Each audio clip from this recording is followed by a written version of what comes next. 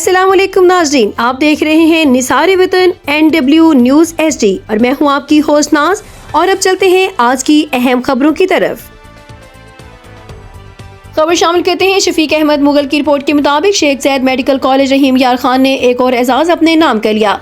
पंजाब के तमाम medical colleges में MBBS के इम्तिहानात में मुसलसल चौथी मरतबा पहली पोजीशन अपने नाम कर ली। शेख ज़ैद मेडिकल कॉलेज के होनहार स्टूडेंट सैयद मोइजुल हक बुखारी ने मुसलसल चौथी बार पंजाब में पहली पोजीशन हासिल की है।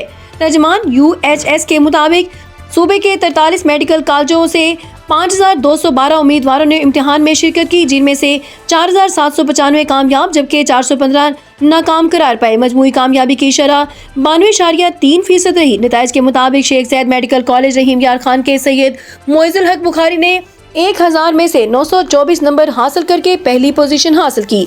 DG खान मेडिकल कॉलेज डेरा गाजी खान की ताबिंदा अफजल ने 899 नंबर लेकर दूसरी, जबकि अमीरुद्दीन मेडिकल कॉलेज लाहौर की सकलैन इमदाद ने 898 नंबर हासिल करके तीसरी पोजीशन हासिल की है।